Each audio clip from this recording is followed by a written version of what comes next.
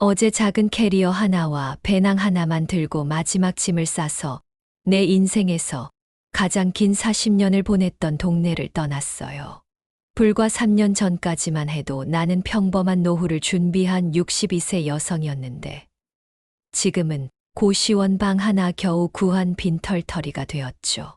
평생 모은 저축과 노후 준비금이 모두 사라져버린 과정, 그리고 가장 사랑했던 아들에게 배신당한 이야기를 들려드릴게요. 삶이란 정말 예측할 수 없는 것 같아요. 저는 정미경이라고 해요. 62살의 평범한 여성이죠. 남편 기태는 8년 전 뇌출혈로 갑자기 세상을 떠났어요. 우리 부부는 아이를 갖기 어려웠지만 결혼 6년 만에 어렵게 아들 하나를 얻었어요. 진우는 우리 부부의 전부였고 세상의 전부였죠. 용인에 있는 작은 제약회사에서 남편은 연구원으로 35년을 일했어요. 저는 지역 어린이집과 문구점에서 파트타임으로 일하면서 가게의 보탬이 되려고 노력했죠. 넉넉하진 않았지만 아들 교육비와 생활비를 충당하고도 매달 조금씩 저축할 수 있었어요. 무엇보다 우리 부부는 노후를 위해 철저히 준비했어요. 국민연금을 꼬박꼬박 납부했고 개인연금도 들었으며 퇴직금도 전부 저축했죠. 남편이 떠난 후에도 저는 혼자서 잘 지냈어요. 3억 5천만 원 정도의 전세 아파트에 살면서 월 180만 원 정도의 연금으로 생활했죠. 작지만 아늑한 아파트였어요. 창문으로는 아파트 단지의 작은 공원이 보였고 아침이면 새소리가 들렸어요. 벽면에는 남편과 아들의 사진이 가득했고 거실에는 남편이 좋아하던 선인장 화분들이 자리 잡고 있었죠. 그 모든 것들이 저에게는 소중한 보금자리였어요. 진우는 대학을 졸업하고 IT 회사에 취직해 자신의 삶을 꾸려나가고 있었어요. 가끔 주말에 찾아와 함께 식사하고 명절에는 꼭 함께 시간을 보냈죠. 아들을 보면 남편이 생각나 가슴이 아프기도 했지만 그만큼 더 소중하게 여겼어요. 3년 전 진우가 결혼한다는 소식을 들었어요. 평생 아들의 행복만을 바랐던 저는 정말 기뻤어요. 눈물이 날 정도로요. 예비 며느리 민지는 디자인 회사에 다니는 활발한 여성이었고 두 사람은 서로를 진심으로 사랑하는 것 같았어요. 결혼식을 위해 저는 모아둔 돈 중 6천만 원을 기꺼이 내놓았어요. 결혼식 비용과 신혼여행 비용, 그리고 신혼집 가전제품 구입에 도움을 주고 싶었거든요. 결혼식 날 저는 깔끔한 턱시도를 입은 진우를 보며 행복한 눈물을 흘렸어요. 남편이 살아있었다면 얼마나 자랑스러워했을까 하는 생각에 가슴이 저렸지만 그래도 행복했어요. 결혼식이 끝난 후 진우와 민지는 신혼여행을 떠났고 저는 다시 혼자가 되었어요. 텅 빈 집에 돌아오니 더 적막하게 느껴졌죠. 남편이 없는 것도 이제 익숙해졌는데 이제 아들마저 떠나고 나니 집안 구석구석이 더 쓸쓸하게 느껴졌어요. 하지만 그건 모든 부모가 겪는 일이니까 저도 받아들이려고 노력했죠. 그리고 한 달 후 진우가 제게 전화를 했어요. 아내와 함께 집을 사려고 하는데 도움이 필요하다는 내용이었어요. 판교에 있는 4억 2천만 원짜리 아파트였죠. 젊은 부부가 그런 집을 사기엔 부담스러운 금액이었죠. 저는 망설임 없이 제 전세금 3억 5천만 원을 빼서 진우에게 주기로 했어요.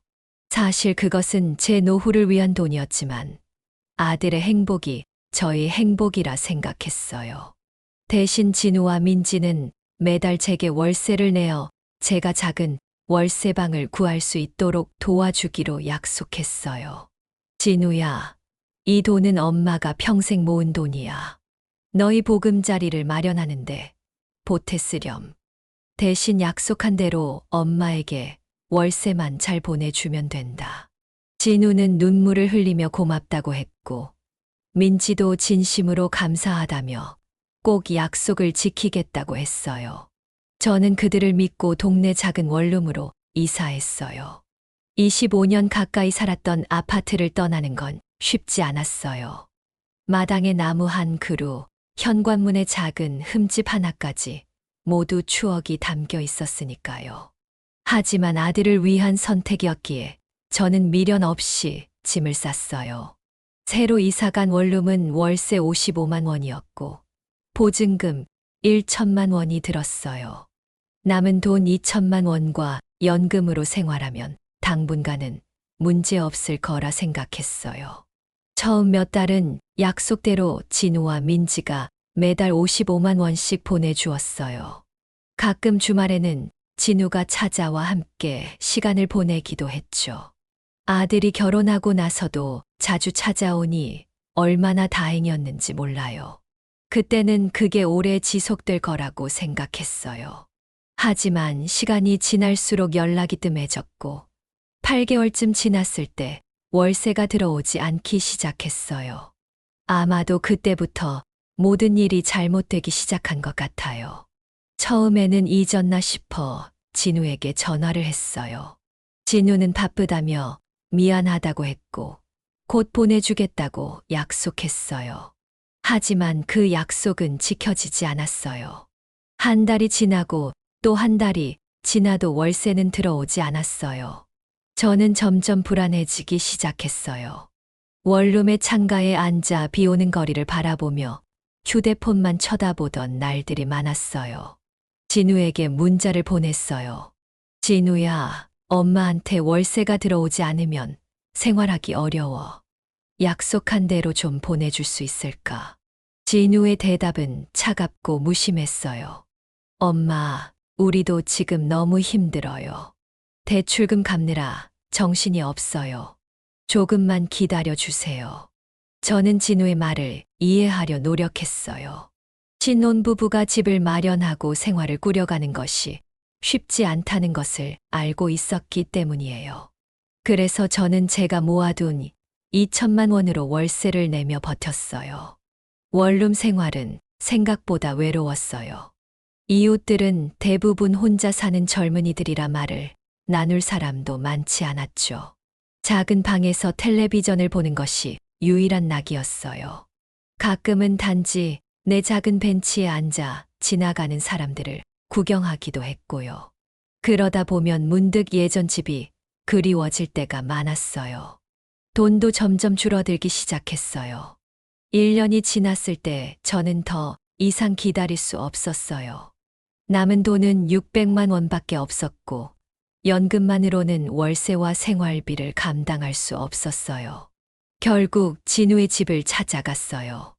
예고 없이 찾아간 것이 실수였을까요? 판교의 아파트 단지는 정말 고급스러웠어요. 넓은 조경과 깔끔한 주차장, 현관에 서 있는 경비원까지. 제가 살던 곳과는 비교도 안 되는 곳이었죠. 아들이 이런 좋은 곳에서 산다는 게 한편으로는 뿌듯했지만 다른 한편으로는 왠지 모를 서운함이 느껴졌어요. 문을 열어준 민지의 표정이 좋지 않았어요. 어머님, 미리 연락 주시지 그랬어요. 집 안으로 들어서자 새 가구와 가전제품들이 눈에 들어왔어요. 분명 형편이 어렵다고 했는데 집안은 꽤 호화롭게 꾸며져 있었죠. 진우도 당황한 기색이 역력했어요. 엄마, 왜 갑자기 오셨어요? 저는 그 순간 마음이 무너지는 것을 느꼈어요. 아들의 눈에서 예전의 따뜻함을 찾아볼 수 없었거든요. 대신 그곳에는 낯선 사람을 대하는 듯한 차가움만 있었죠. 진우야, 엄마가 더 이상 기다릴 수가 없어서 왔어. 약속한 월세가 1년 넘게 들어오지 않았잖아. 엄마도 이제 남은 돈이 거의 없단다. 진우와 민지는 서로 눈치를 보더니 민지가 먼저 입을 열었어요. 어머님, 솔직히 말씀드리면 저희도 지금 상황이 좋지 않아요. 진우가 다니던 회사가 구조조정이 있었어서 월급이 많이 줄었고 대출금, 이자도 오르고 있어요. 약속을 지키지 못해 죄송합니다만 지금은 도와드릴 형편이 안 됩니다. 저는 순간 어지러움을 느꼈어요. 3억 5천만 원이라는 거금을 준 것은 월세를 받는다는 약속이 있었기 때문이었어요. 그 약속이 지켜지지 않는다면 저는 어떻게 살아야 할까요? 머릿속이 하얘졌어요. 거실 소파에 앉아 있는데 눈앞이 캄캄해졌죠.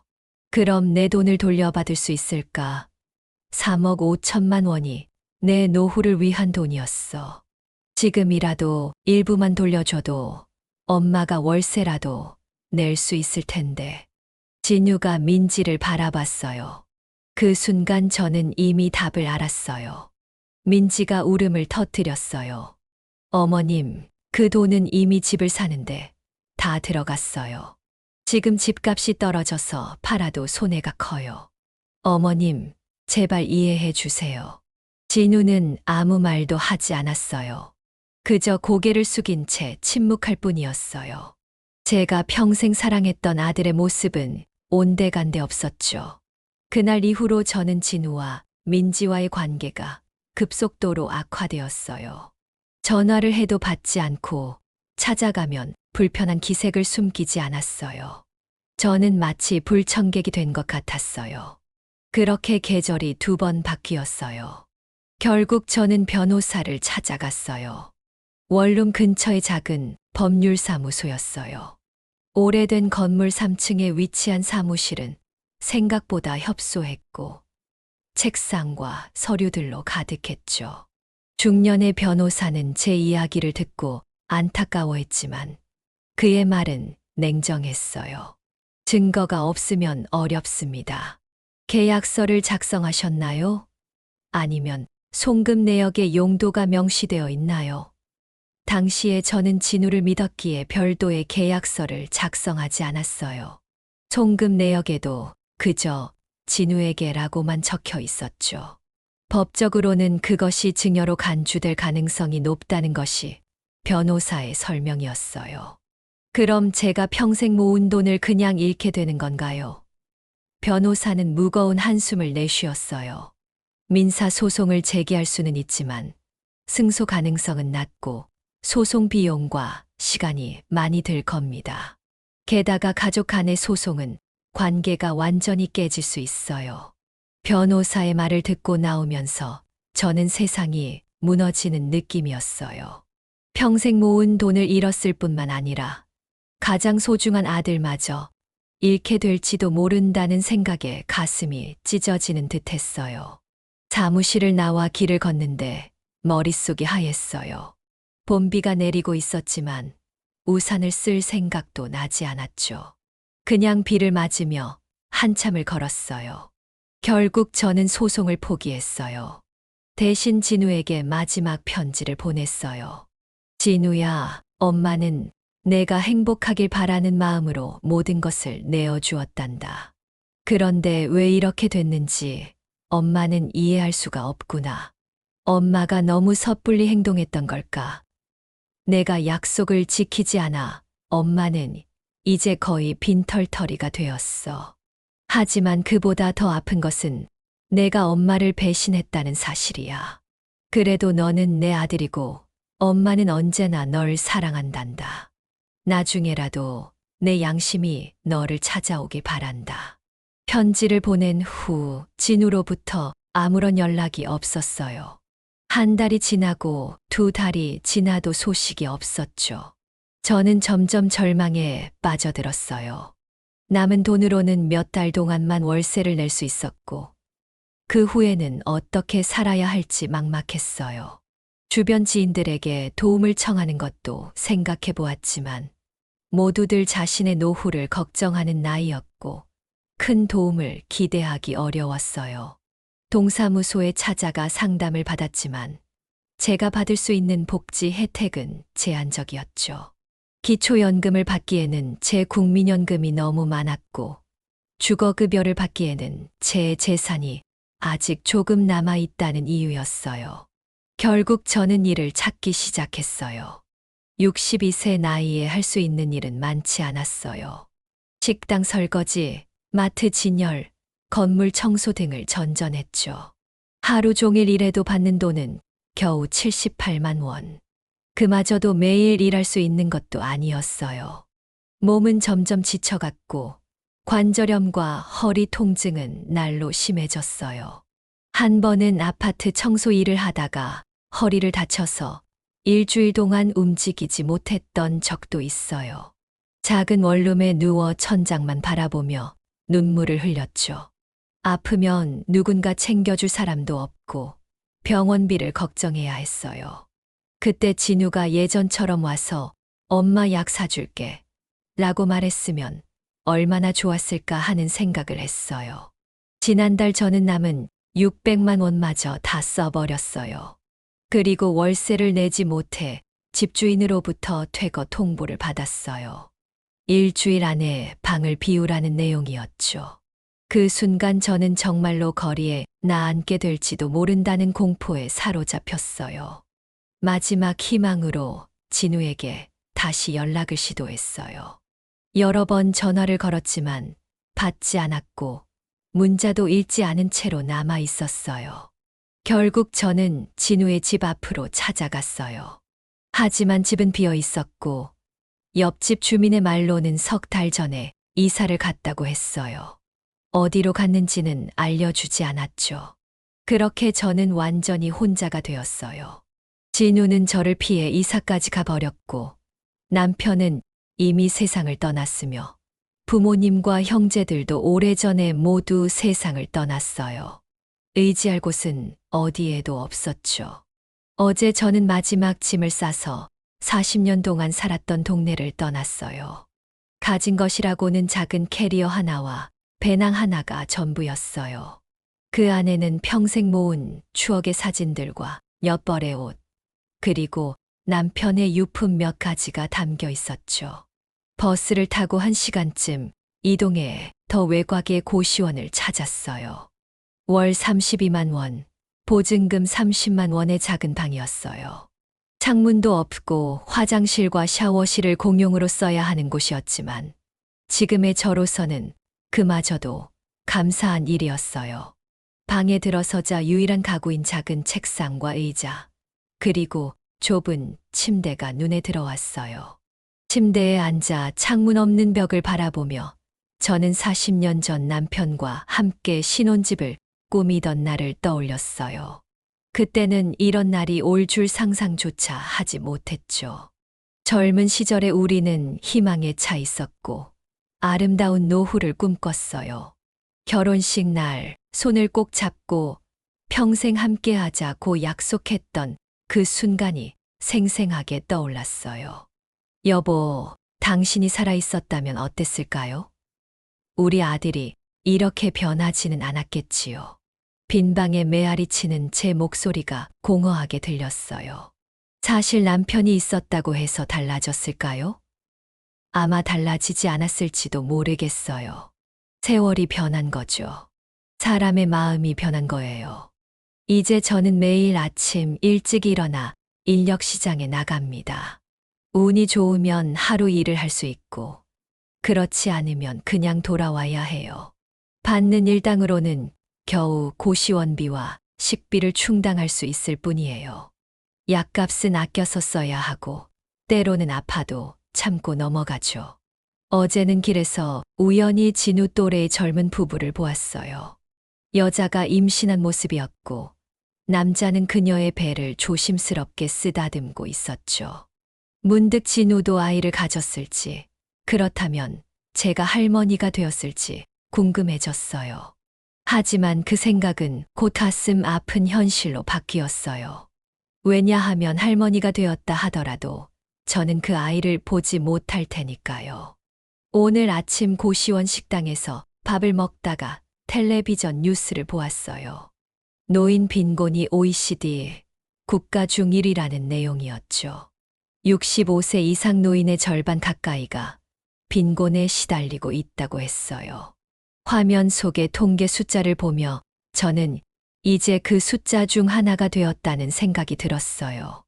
때로는 이런 생각이 들어요. 내가 무엇을 잘못했을까? 아들을 너무 믿은 것이 잘못이었을까? 아니면 그저 돈 때문에 배신당한 것일까? 그래도 저는 진우를 원망하지 않으려 해요. 제가 잘못 키운 탓일 수도 있고, 민지의 영향일 수도 있어요. 어쩌면 그들도 나름의 어려움이 있었을지도 모르죠. 하지만 그래도 이해할 수 없는 것은 왜 연락조차 끊어버렸는지예요. 돈을 줄 수 없다면 그렇다고 말이라도 해주면 될 텐데, 왜 완전히 저를 버렸는지 이해할 수 없어요. 제게는 진우가 전부였는데, 진우에게 저는 버릴 수 있는 존재였나 봐요. 요즘 저는 밤마다 같은 꿈을 꿔요. 진우가 어렸을 때 함께 놀던 공원에서 진우를 잃어버리고 필사적으로 찾아다니는 꿈이에요. 꿈에서 깨어나면 항상 눈물이 흐르고 있어요. 어쩌면 제 마음 속에서는 아직도 그때의 진우를 찾고 있는지도 모르겠어요. 이제 제 앞에 남은 인생이 얼마나 될지 모르겠어요. 62세면 평균 수명을 생각하면 아직 20년 정도는 더 살 수 있을지도 모르죠. 그 시간을 어떻게 버텨야 할지 막막해요. 연금은 고시원비와 식비로 거의 다 들어가고 일자리는 점점 구하기 어려워져요.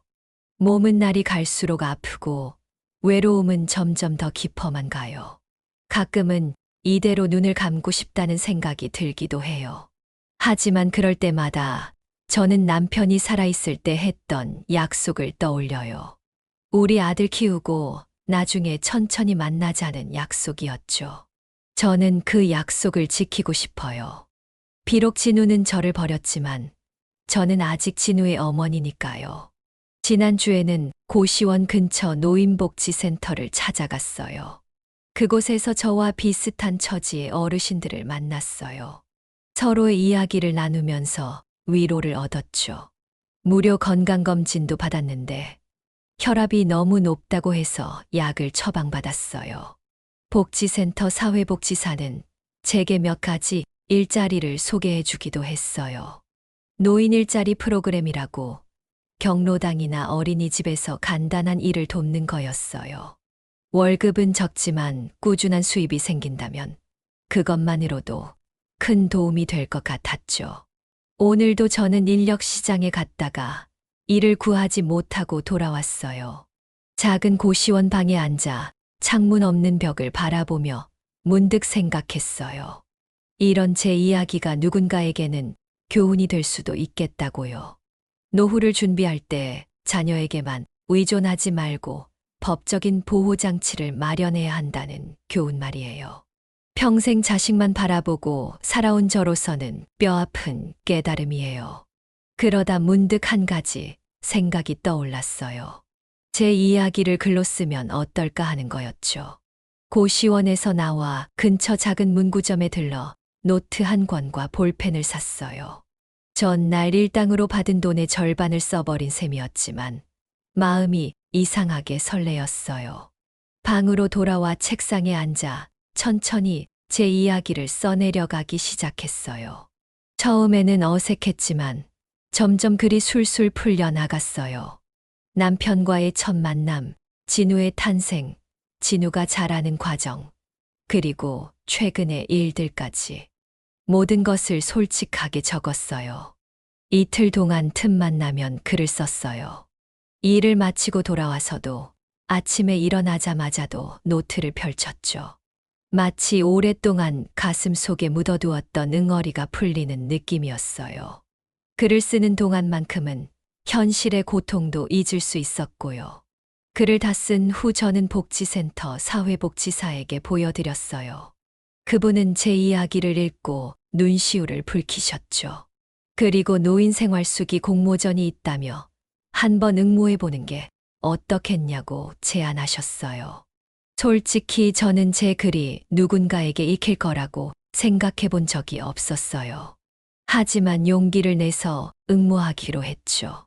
그렇게 한 달이 지났어요. 공모전에 대한 생각은 잊고 일상을 살아가고 있었죠. 노인 일자리 프로그램에 등록해서 주 3회 동네 초등학교 앞에서 교통안전지도를 하게 되었어요. 아이들을 만나는 일이 즐거웠고 활기찬 목소리를 듣는 것만으로도 기분이 좋아졌어요. 그리고 월급 60만 원이 안정적으로 들어오니 고시원비는 걱정하지 않아도 됐죠. 그러던 어느 날 복지센터에서 전화가 왔어요. 재수기가 공모전에서 장려상을 받았다는 소식이었어요. 상금도 100만 원이었죠. 믿을 수 없었어요. 제 글이, 제 인생이 누군가에게 가치 있게 여겨질 줄은 몰랐거든요. 수상식 날, 저는 오랜만에 머리를 다듬고 제일 깔끔한 옷을 입었어요. 무대에 올라 상장을 받는 순간 가슴이 뭉클했어요. 더 놀라운 일은 그 뒤에 일어났어요. 지역신문에 제 이야기가 실렸고 그 기사를 본 출판사에서 연락이 왔어요. 제 이야기를 책으로 내고 싶다는 거였죠. 처음에는 망설였어요. 진우가 알게 되면 어쩌나 하는 걱정도 들었고 제 부끄러운 모습을 세상에 드러내는 것 같아 두렵기도 했어요. 하지만 이내 마음을 굳혔어요. 제 이야기가 저와 같은 처지에 놓인 어르신들에게 위로가 될 수 있다면, 또 젊은 세대들에게는 경각심을 줄 수 있다면 의미 있는 일이라고 생각했거든요. 책은 엄마의 방이라는 제목으로 출간되었어요. 제 이름 대신 필명을 사용했지만 모든 이야기는 진실 그대로를 담았죠. 책이 생각보다 많이 팔렸어요. 인쇄가 들어오기 시작했고 좀 더 나은 원룸으로 이사할 수 있었어요. 창문이 있는 방이었는데 아침에 일어나 햇빛을 볼 수 있다는 게 얼마나 행복한 일인지 몰라요. 작은 화분도 놓았어요. 남편이 좋아하던 선인장이었죠. 책이 나온 지 6개월쯤 지났을 때 한 방송국에서 연락이 왔어요. 노인 빈곤 문제를 다루는 다큐멘터리를 만드는데 인터뷰를 하고 싶다는 거였죠. 저는 또다시 망설였어요. 얼굴이 공개되면 진우가 볼 수도 있잖아요. 하지만 결국 용기를 내기로 했어요. 제 목소리가 필요한 사람들이 있다면 그들을 위해 이야기해야 한다고 생각했거든요. 다큐멘터리가 방영된 날, 저는 혼자 텔레비전 앞에 앉아 있었어요. 제 이야기가 나오는 순간 온몸에 소름이 돋았어요. 화면 속 제 모습이 낯설면서도 당당해 보였어요. 눈물을 참으며 인터뷰하던 순간들, 지금의 작은 방을 보여주던 장면들, 그리고 제가 쓴 책을 들고 웃는 모습까지. 방송이 끝나고 30분쯤 지났을 때 핸드폰이 울렸어요. 발신자 표시가 없었지만 왠지 모르게 가슴이 뛰었어요. 전화를 받자 잠시 침묵이 흐르다가 익숙한 목소리가 들렸어요. 엄마, 진우였어요. 3년 만에 듣는 아들의 목소리에 저는 말을 잊지 못했어요. 다리에 힘이 풀려 의자에 앉았어요. 엄마, 방금 방송 봤어요. 미안해요. 정말 미안해요. 진우의 목소리는 떨리고 있었어요. 저는 아무 말도 할 수 없었어요. 그저 눈물만 흘렀죠. 엄마 지금 어디 계세요? 제가 찾아뵐게요. 그날 밤 진우를 만났어요. 카페에서 마주 앉았는데 진우는 많이 달라져 있었어요. 얼굴은 훨씬 야위었고 눈 밑에는 다크서클이 짙게 내려와 있었죠. 우리는 처음에는 어색하게 서로의 안부를 물었어요. 그러다 진우가 갑자기 고개를 숙이며 울기 시작했어요. 엄마, 정말 죄송해요. 저는 엄마한테 못할 짓을 했어요. 진우의 이야기는 충격적이었어요. 민지와는 이미 1년 전에 이혼했다고 해요. 제가 준 돈으로 산 집도 결국 경매로 넘어갔고 지금은 월세방에서 혼자 살고 있다고 했죠. 모든 게 그의 잘못은 아니었어요. 민지가 충동구매와 사치에 빠져 있었고 진우는 그걸 막지 못했어요. 결국 빚더미에 앉게 되었고 부부간의 갈등도 깊어졌죠. 엄마를 피해 이사한 것도 너무 부끄러워서였어요. 엄마 얼굴을 볼 면목이 없었거든요. 진우의 눈에는 진심이 담겨 있었어요. 세월이 우리 모두를 변하게 했지만 그래도 아들의 마음은 돌아온 것 같았어요. 저는 진우의 손을 꼭 잡았어요. 괜찮아. 엄마는 내가 돌아왔다는 것만으로도 행복해. 그날 이후 우리의 관계는 서서히 회복되기 시작했어요. 진우는 주말마다 저를 찾아왔고 함께 식사도 하고 영화도 보러 다녔죠.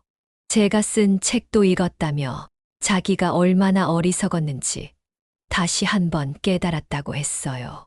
진우는 제게 돈을 돌려주겠다고 약속했어요. 당장은 어렵지만 조금씩이라도 갚아 나가겠다고요. 저는 그럴 필요 없다고 했지만 진우는 고집을 꺾지 않았어요. 그리고 실제로 매달 조금씩 보내주기 시작했어요. 금액보다 중요한 건 아들이 자신의 책임을 인정하고 잘못을 바로잡으려 한다는 그 마음이었죠. 출판사에서는 제 두 번째 책을 쓰자고 제안했어요. 이번에는 노인들의 자립과 희망에 관한 이야기로요. 저는 기쁘게 수락했어요. 글을 쓰는 것이 제 삶에 새로운 의미를 부여해 주었거든요. 얼마 전에는 진우가 기쁜 소식을 들고 왔어요. 재혼을 한다는 거였죠. 새 신부는 진우의 직장 동료로 침착하고 현실적인 여성이었어요. 두 사람은 서로를 진심으로 아끼는 것 같았고, 무엇보다 과거의 실수를 교훈 삼아 검소하게 살고 싶다고 했어요. 엄마, 이번에는 정말 잘 살게요. 그리고 엄마랑도 더 가까이 살고 싶어요. 진우의 말에 저는 가슴이 따뜻해졌어요. 모든 아픔이 씻겨 내려가는 것 같았죠.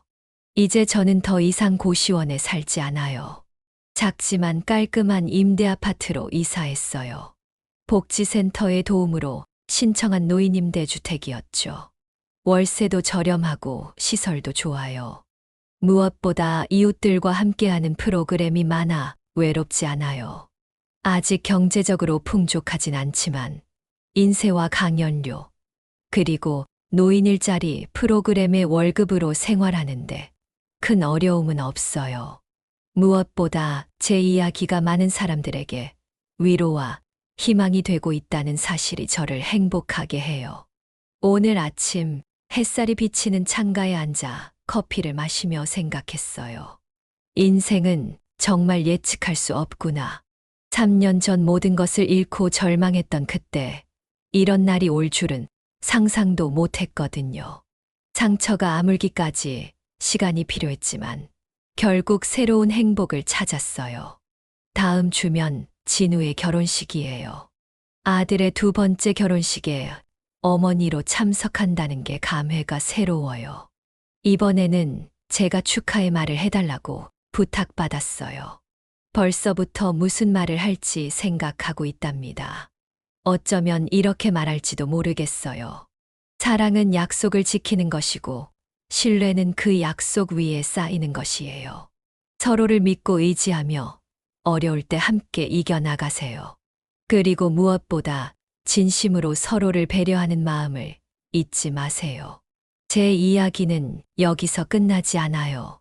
앞으로도 계속될 거예요.